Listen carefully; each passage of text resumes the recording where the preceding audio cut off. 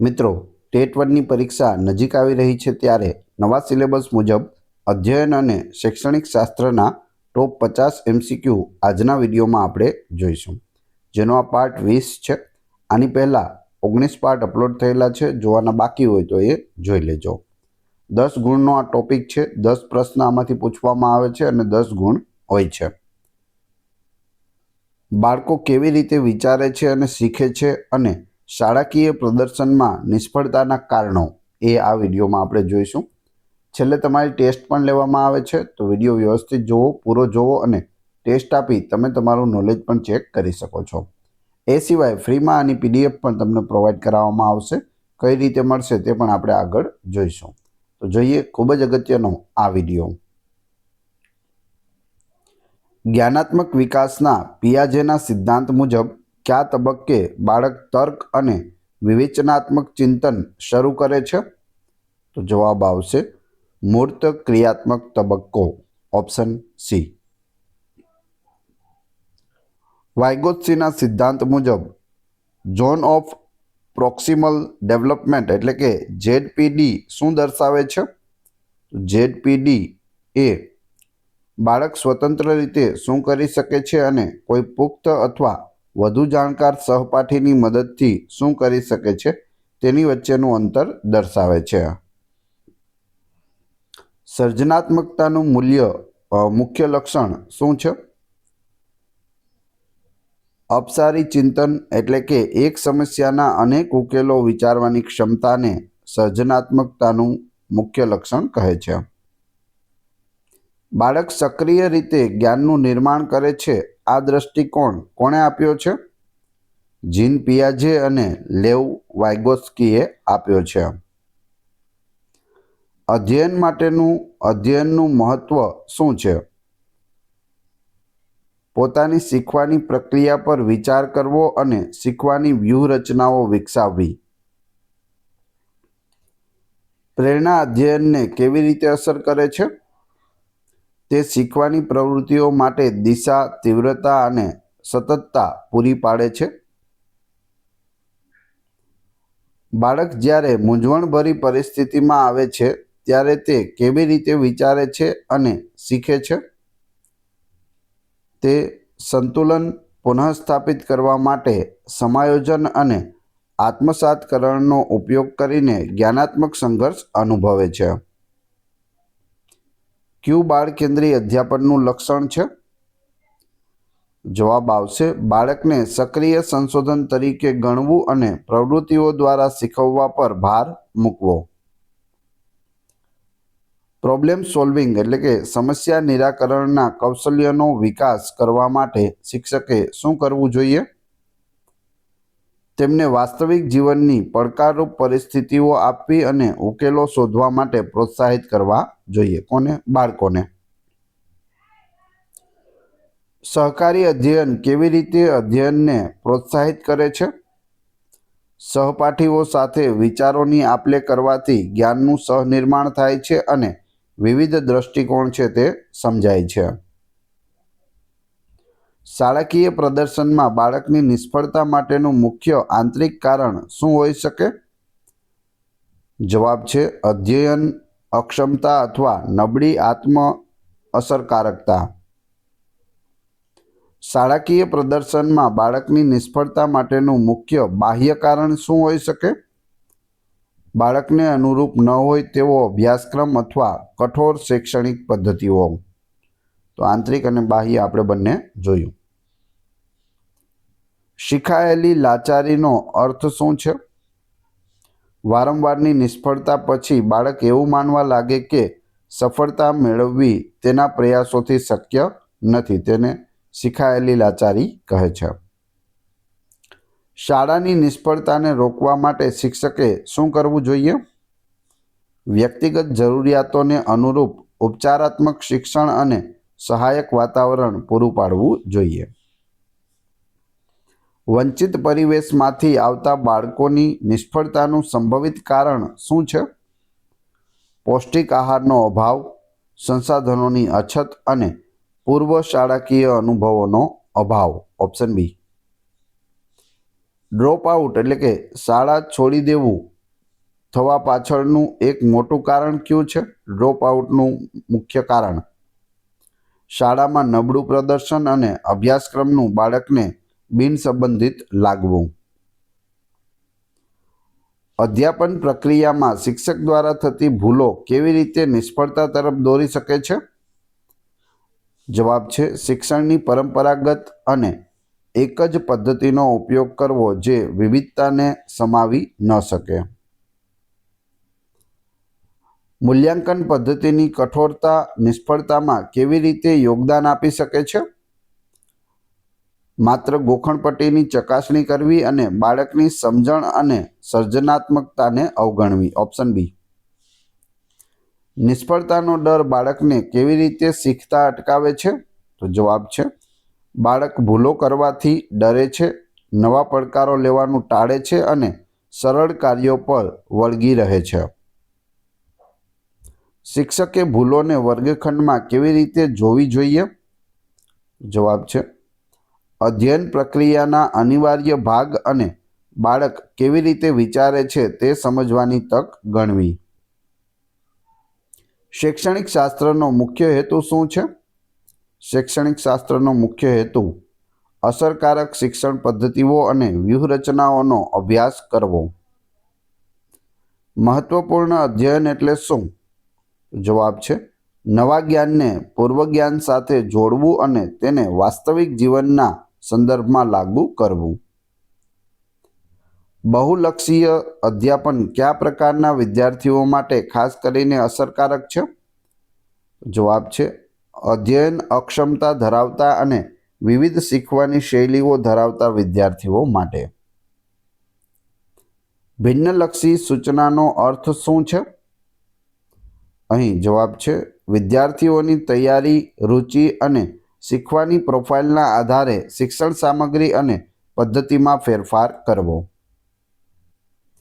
પ્રતિપોષણ કેવું હોવું જોઈએ?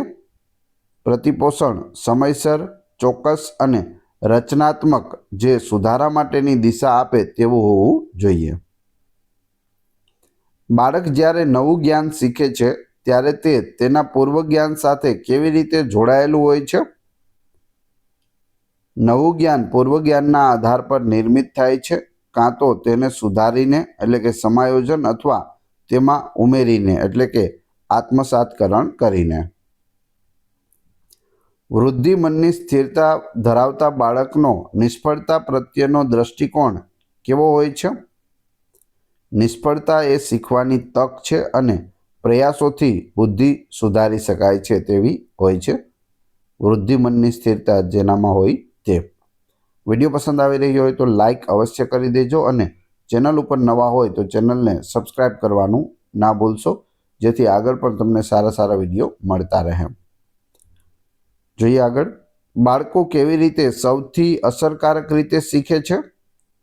હાથ પગની પ્રવૃત્તિઓ, સંશોધન અને સક્રિય ભાગીદારી દ્વારા. શાળાકીય નિષ્ફળતાને દૂર કરવા માટે સર્વગ્રાહી મૂલ્યાંકન એટલે કે CCEની ભૂમિકા શું છે?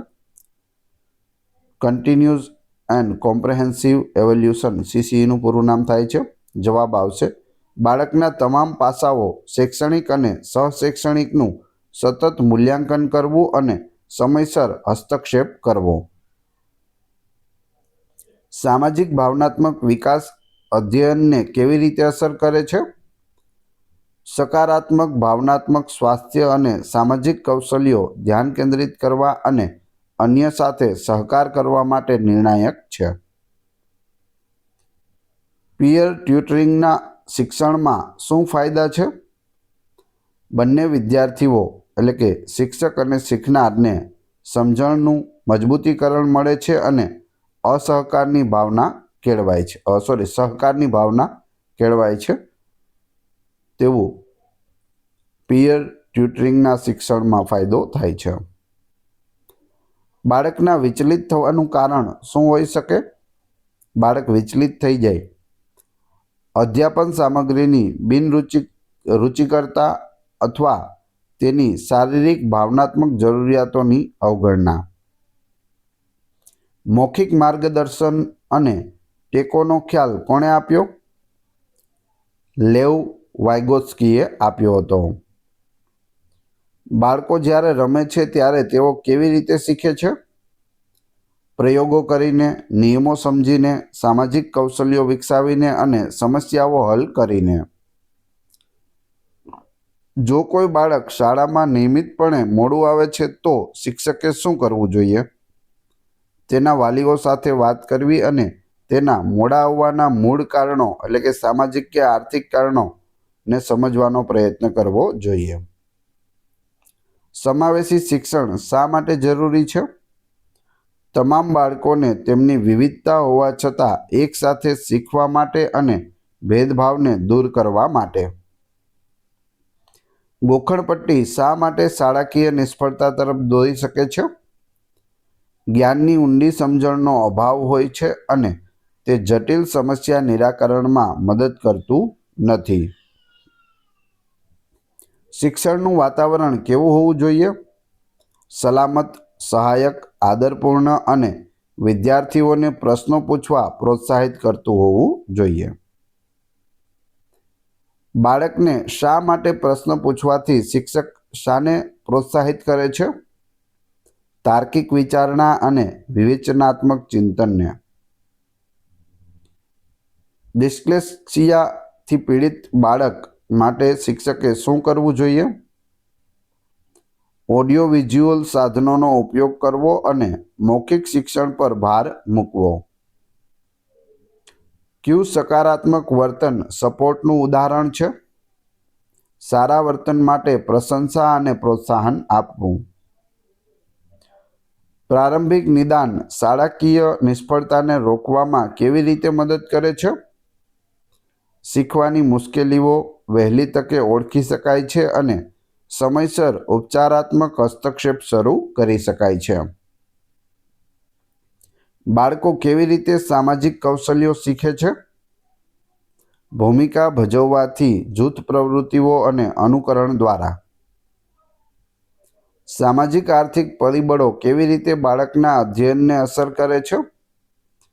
ઘરના સંસાધનો, પૌષ્ટિક આહાર અને વાલીઓના શિક્ષણ સ્તર દ્વારા બાળકની શીખવાની તકો અને પ્રેરણાને અસર કરે છે.